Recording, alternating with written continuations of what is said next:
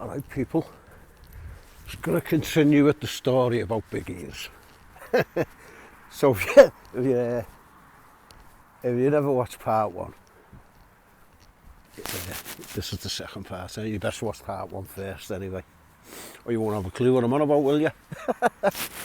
Right. So anyway, come here Scoop, come on. No, not that way. Not that way. Back round there. Come on, good boy. Yeah, so I got 9 years and Big Chris, he got 12 years. So they separated us from each other then, themselves, and then I don't even know whether he went before me or after me. But I goes in the van, big van with a few others, and we're all separated, so I don't even know whether he was in there. But I goes across to Edinburgh Prison, Sorting, or Stockton as the jocks call it. So I think it's shit, 9 years. I didn't even know Scotland whether you done 2/3 of your time or whatever. I know at the time in England you had to do 2/3 of your time. So that would have been what, 6 years minimum. So anyway, I goes there and goes in reception and put in these like little cubicles there, but they're not locked or nothing. And as I was going, they're only low, like about the size of a toilet cubicle. It's got a little bench in there, and you can just see over the top. I was just going to man. He was putting me in one, and I popped my head over. I said, "This lad's in there, young lad." He had these glasses, like big National Health glasses on and that. I said, "All right, lads." I said, "What are you in for, mate?" And he went, "Nicking cars," in a jock accent, like nicking cars. He was a non-sim defo, you could tell. You always say that to nonsense, for nicking cars. Yeah. I remember when I was in Boston, I used to always say that. Yeah, that's cold tonight. Yeah, so anyway, I goes to the reception. You have to get a shower and all that, and they give you your kit. Give me my red shirt, red stripy shirt. And took my stripy shirt off me, could have just kept it on.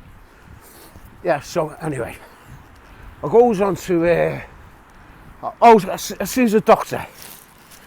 And these are all mad things, you're on drugs.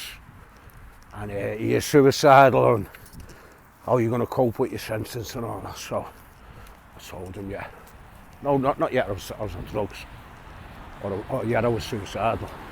He just said, yeah, as he said. So anyway, Screw comes and he says, you're on D Hall. Call them halls up in Scotland, not wings. And he said, you're on D Hall, so, all right, mate. So I'm shitting myself there, I'm thinking, I might be the only Englishman and all that, get a big bad sound with the jocks. But I knew jocks anyway, just a bit wary. I hadn't been in jail for, well, I've been in jails, but I hadn't not an actual prison sentence. I've been like detention centres in Boston and pre-school, but I've been in jails on the way, like, let's get allocated, like, in strange ways, and I was on remand in a prison in Risley, but it was all like on the YP wings. But I'd never been with actual men, because I was a kid, obviously. But being on the man's wing and all that.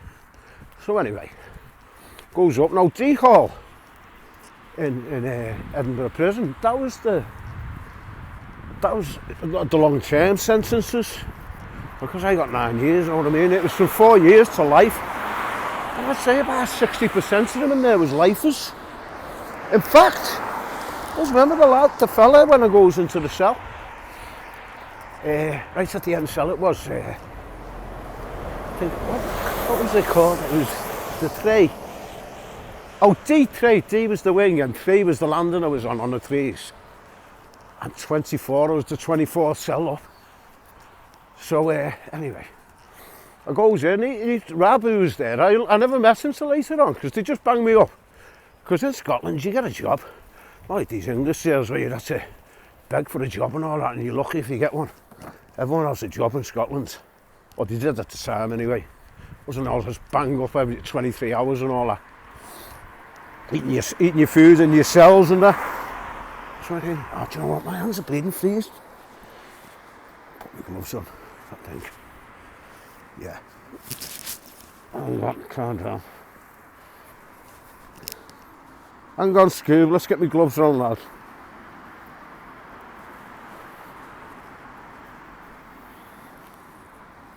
You know, mate.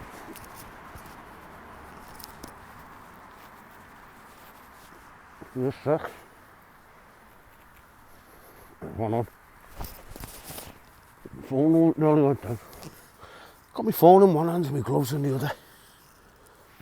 That's that. Pull them over with me gob.